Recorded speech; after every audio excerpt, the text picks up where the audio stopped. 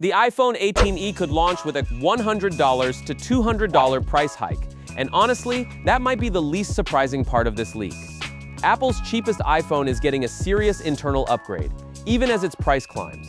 According to analyst Min-Chi Kuo, the iPhone 18e is expected to ship with 9 GB of unified RAM, up from 8 GB on the current model, and it will reportedly run on the A20 chip, built on TSMC's advanced 2nm process.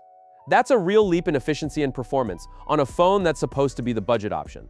But here's where it gets messy. Apple Intelligence keeps demanding more memory, not less. Reports suggest the newest, most advanced on-device AI features need at least 12 GB of RAM to run properly. So even with the bump to 9 GB, the iPhone 18e could still miss out on some of the biggest software features Apple is building for iOS 27. A next-generation 2nm chip paired with software limitations that keep it from reaching its full potential. That's not exactly the winning combination Apple would want for its entry-level phone. What's your take on that? A more powerful chip that can't fully use Apple's own AI software?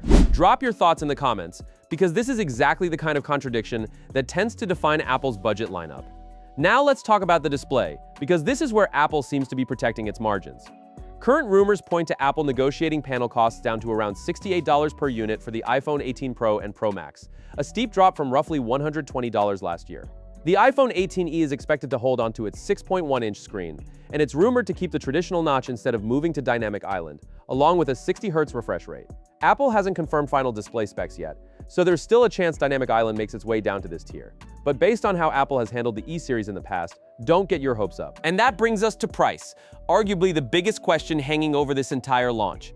Rising costs for memory and other core components are reportedly pushing Apple toward a price increase across the iPhone 18 and 18e, with analysts warning it could be anywhere from $100 to $200 more than the previous generation. If that holds, a $699 starting price for the iPhone 18e becomes very possible, which would put real pressure on the value that this phone is supposed to represent in the first place. So here's the real dilemma. Would you stick with the iPhone 18e even if it climbs to $699? Or would you rather spend the extra $100 and go straight for the standard iPhone 18 instead?